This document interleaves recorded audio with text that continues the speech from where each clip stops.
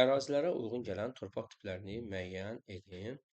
Demək, bəndlərimizə nəzər salaq. Bir gördüyünüz kimi Şərqi Avropa ərazisində əsasən Ukraynanın şimal bölgəsini əsasən əhatə edir ki, bu ərazilərimiz əsasən bizim qara torpaqlardan, yəni çöl və meşəçöl təbii zonlarından ibarət olan qara torpaqlardan ibarətdir. Demək ki, birə bizim doğru bəndimiz B və bu bənd gördüyümüz kimi bir üç bənddə bizə doğru kimi göstərilib. Növbətidə biz baxırıq ki, Ərəbistan ərazisidir. Hansı ki, Ərəbistan ərazisi səhralıdır və səhra ərazilərində əsasən boz tərkibli torpaqlar. Yəni biz burada 2-yə Y bəndini əsas götürəcəyik. Hansı ki, burada da bizə 2 bənddə 2-yə Y bəndi göstərilib və 3 gördüyümüz isə Qərbi Avropa ərazisidir və bu ərazilər əsasən enliyarpaq qarışıq meşələrdən ibarətdir və bu ərazilərdə əsasən bizim qəhvəyi və qonur torpaqlarımız daha çox əsasən belə deyək də qəhvəyi və qonur torpaqlar üstünlük təşkil edir. Belə ki, bizim burada əsasən qonur torpaqlar kimi bizim doğru bəndimiz burada D bəndi götürüləcək və doğru bəndimiz 1-ə B, 2-yə Y, 3-ə D bəndi olacaq.